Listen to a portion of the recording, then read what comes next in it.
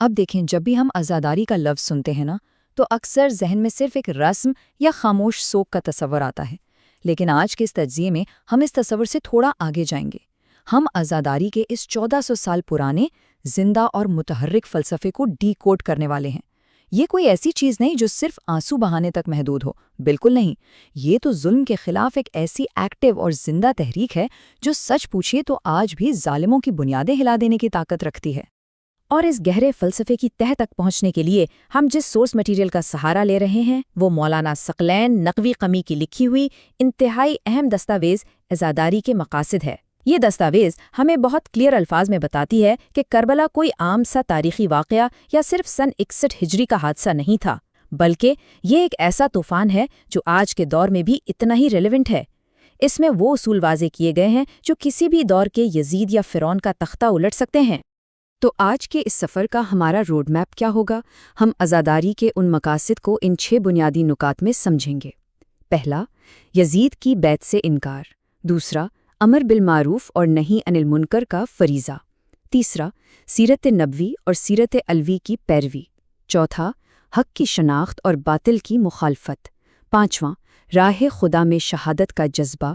اور چھٹا نقطہ، ذلت کی زندگی پر عزت کی موت کو ترجیح دینا۔ تو چلیے شروع کرتے ہیں۔ سب سے پہلے بات کرتے ہیں ہمارے پہلے مقصد کی، باطل کی بیعت سے انکار اور اپنی انفرادی اور روحانی حدود کا تعین۔ یہ وہ ایگزیکٹ پوائنٹ ہے جہاں امام حسین نے ایک انتہائی کرپٹ اور ظالم سسٹم کے سامنے لائن ڈرا کر دی تھی۔ اب ذرا ان تاریخی الفاظ کی طاقت کو محسوس کریں۔ مجھ جیسا شخص کبھی بھی اس جیسے کی بیعت نہیں کرے گا۔ یہ کوئی عام سا انکار نہیں تھا۔ جب انہیں دربار ولید میں بیعت کے لیے بلایا گیا تو انہوں نے یہ قطعی اور 2 ٹوک فیصلہ سنا دیا۔ اس میں ایک ایسا غیر متزلزل یقین ہے جسے دنیا کا کوئی دباؤ نہیں توڑ سکتا تھا۔ لیکن یہاں جو بات سب سے زیادہ دلچسپ ہے نا، وہ ان الفاظ کی گہرائی ہے۔ نوٹ کریں، امام نے یہ نہیں کہا کہ میں یزید کی بیعت نہیں کروں گا۔ انہوں نے فرمایا مجھ جیسا، اس جیسے کی بیعت نہیں کرے گا۔ یعنی یہ کوئی 2 عام شخصیت کا جھگڑا تھا ہی نہیں، یہ 2 کرداروں کا ٹکراؤ تھا۔ ایک آفاقی اصول سیٹ ہو گیا کہ تا قیامت جب بھی کوئی حسینی کردار رکھنے والا شخص کسی یزیدی کردار کے سامنے آئے گا تو وہ کبھی جھکے گا نہیں۔ یہ اصول آج بھی اتنا ہی زندہ ہے۔ رائٹ۔ اب ہم آتے ہیں اپنے دوسرے مقصد کی طرف، معاشرے کی اصلاح کا فریضہ۔ یعنی بات صرف اپنے آپ کو بچانے تک محدود نہیں، بلکہ سوسائٹی کو ٹھیک کرنے کی ایکٹیو ذمہ داری اٹھانی ہے۔ یہ کانسیپٹ ہمیں امام کے اس بہت ہی واضح فرمان سے سمجھ آتا ہے جو انہوں نے مدینہ سے نکلتے وقت اپنے بھائی محمد حنیفیہ کو لکھا تھا۔ فرمایا، میں چاہتا ہوں کہ امر بالمعروف اور نہی عن المنکر کا فریضہ انجام دوں۔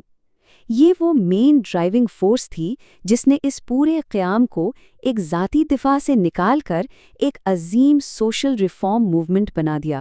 اس پوائنٹ کو مزید کلیئر کرنے کے لیے اس ٹیکسٹ میں رسول خدا کی کچھ احادیث کا حوالہ دیا گیا ہے۔ مثلاً سب سے بدتر قوم وہ ہے جو امر بالمعروف اور نہی عن المنکر نہیں کرتی، اور سب سے عظیم جہاد ظالم حکمران کے سامنے کلمہ حق کہنا ہے۔ تو بیسکلی امام حسین اپنے نانا کے انہی اصولوں پر پیورلی عمل کر رہے تھے، کیونکہ جب کوئی رولر کھلم کھلا اسلامی اصولوں کی دھجیاں اڑا رہا ہو تو وہاں چپ رہنے کا مطلب ہے پوری سوسائٹی کی بربادی۔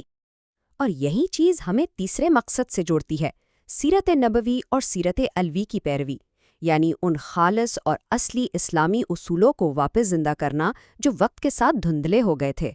امام حسین کے اپنے الفاظ ہیں، اور میں نانا اور بابا کی سیرت پر عمل کرنا چاہتا ہوں۔ دیکھیں، امام یہاں کوئی اپنا نیا نظام نہیں لا رہے تھے، وہ تو اس اوریجنل سسٹم کے لیے ایک ڈھال بن کر کھڑے تھے جو مدینہ اور کوفہ میں ان کے نانا اور والد نے قائم کیا تھا۔ وہ لوگوں کو دکھانا چاہتے تھے کہ اصلی اسلام وہ نہیں جو درباروں میں بنایا جا رہا ہے۔ یہاں ہمیں ایک بہت بڑا کنٹراسٹ نظر آتا ہے۔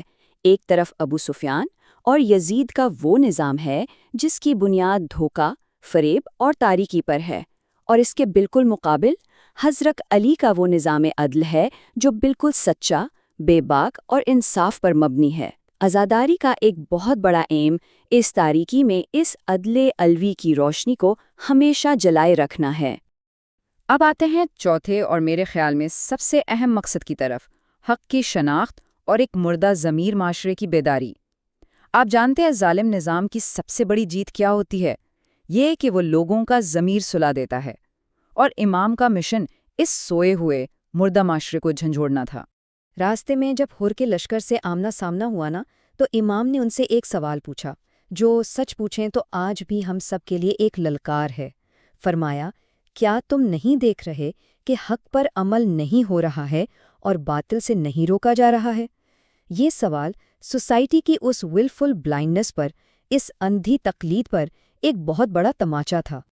اگر ہم اس کو لاجیکلی بریک ڈاؤن کریں تو یہ 3 سٹیپس بنتے ہیں۔ پہلا، حق کی شناخت، دوسرا، باطل کی مخالفت، اور تیسرا، انصاف کے لیے ہر مشکل برداشت کرنا۔ دیکھیں، آپ کسی غلط چیز کے خلاف کھڑے ہو ہی نہیں سکتے جب تک آپ میں صحیح کو پہچاننے کی بصیرت نہ ہو۔ اس وقت کے کوفہ میں بہت سے نمازی اور روزے دار تھے، لیکن ان میں سے اکثر کے پاس حق اور باطل کو الگ کرنے کا وہ ویژن ہی نہیں تھا۔ خیر، یہاں سے آگے بڑھتے ہوئے جب ایک انسان ان ظاہری اور زمینی مراحل کو پار کر لیتا ہے تو وہ 5ویں مقصد تک پہنچتا ہے۔ یہ تھوڑا زیادہ روحانی ہے، لقائے الہی یا اللہ سے ملاقات کی تمنا۔ اپنی اسی خطبے میں امام نے آگے چل کر کیا خوب بات کہی۔ فرمایا، جب حالات ایسے ہو جائیں تو مومن کو چاہیے کہ وہ لقائے الہی کی آرزو کرے۔ ذرا سوچیے اس بات پر، جب آپ کے ارد گرد ظلم اتنا بڑھ جائے کہ آزاد سانس لینا بھی جرم ہو جائے، تو ایک سچا مومن دنیا کے فائدے نہیں دیکھتا، وہ سیدھا اپنے خالق سے ملنے کو تیار ہو جاتا ہے۔ یہاں آ کر موت کا ہر خوف ہوا ہو جاتا ہے۔ اور یہی بے خوفی ہمیں کربلا کے اس چھٹے اور آخری مقصد پر لاتی ہے، ذلت کی زندگی کے بجائے عزت کی موت کو چننا۔ یہ پوری داستان کا وہ الٹیمیٹ فیصلہ کن لمحہ ہے۔ ان الفاظ کو تھوڑا ٹھہر کر سنیے۔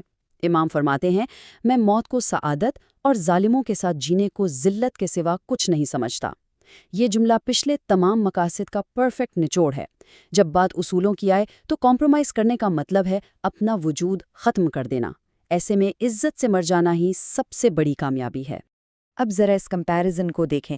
ایک سائڈ پر زندگی ہے، مگر ویسی زندگی جہاں ظالم کے آگے سر جھکا کر ذلت برداشت کرنی ہے، اور دوسری طرف ایک ایسی موت جو عظیم سعادت ہے۔